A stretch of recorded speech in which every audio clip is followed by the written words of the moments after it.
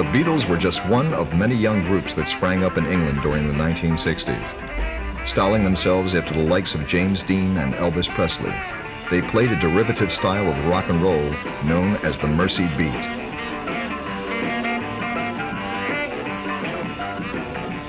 The group was originally known more for their troublemaking and womanizing than their musical talents. By performing night after night in the red light district of Hamburg, Germany, the Beatles began honing their musical skills.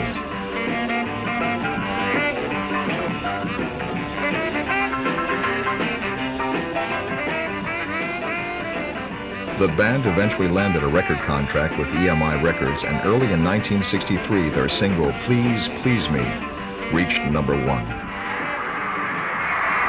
By the end of that year, the Beatles were the most popular group in England. The enthusiasm and loyalty of their fans was overwhelming. Soon, Beatlemania became a new word in the English language. The phenomenal degree of success enjoyed by the group can be attributed to several things. First and obviously was their music, but there was something else, something about the young men themselves that endeared them to the public. Paul McCartney, the cute every mother's son type; George Harrison, shy and quiet; Ringo Starr, somewhat daffy and the lovable one; and of course John Lennon, their leader, serious and thoughtful. These were the Beatles. At least that's how the public saw them. How the public saw them was of major concern to this man, Brian Epstein, their manager. After securing them a record contract, he began to soften their image. The leather jackets were replaced by suits and ties.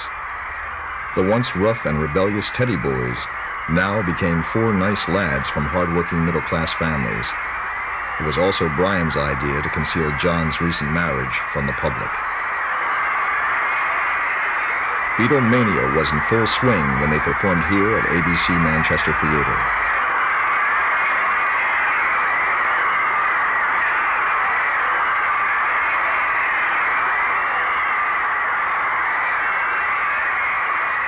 The Beatles seemed to be natural showmen.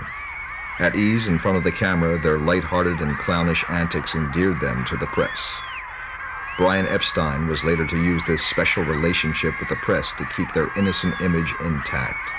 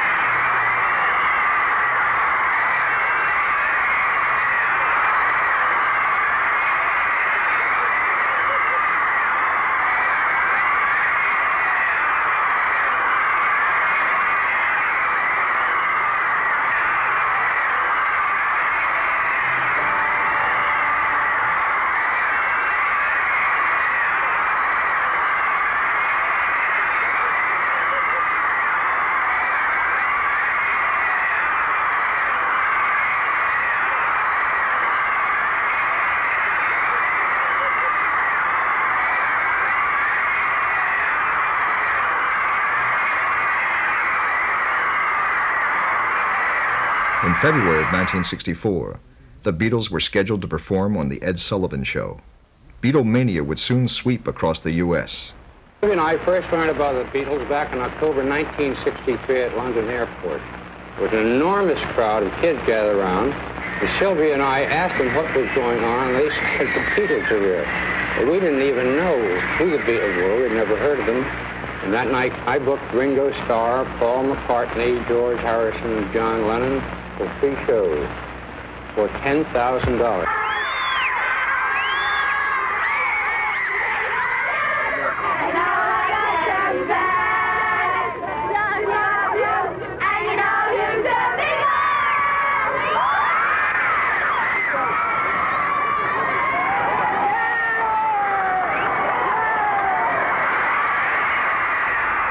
They arrived in New York on February 7th, anxious to perform for the more sophisticated rock and roll audience in America.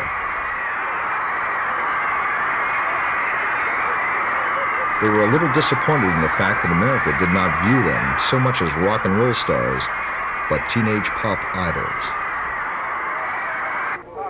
The press, however, took an immediate liking to them, much as their English counterparts had. Here at their first press conference in New York, they meet Murray the K, a famous New York DJ who was to become their tour guide and friend. Tell Murray the K to cut that crap out. Cut that crap out. Hey, Murray. Is that a question? Dan Davis says you guys are nothing but a bunch of British Elvis Presley. He must be blind. It's not true. It's not true.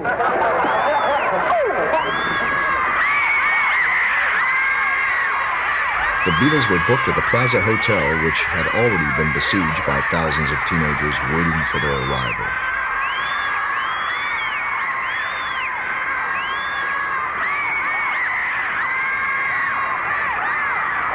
The following day, they held a press conference at Central Park. Hey, Beatles, this way. Hey, Beatles, get over here. This way. The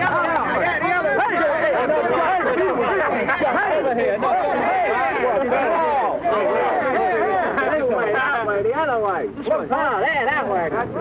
Beatles, over here. Over here, Beatles.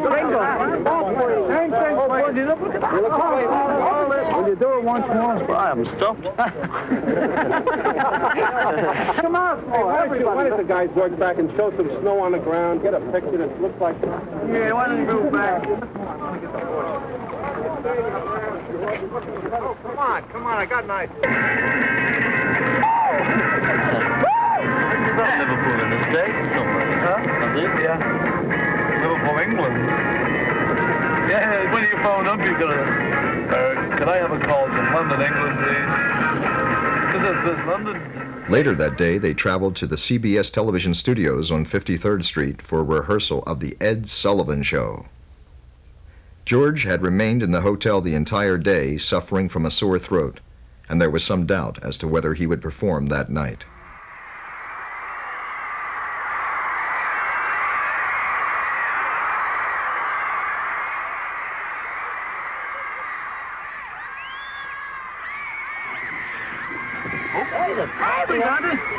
Look, you know.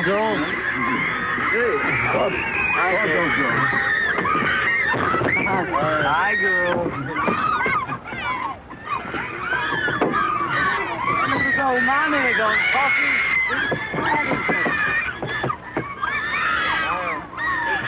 Good old fellow there got the roses and everything.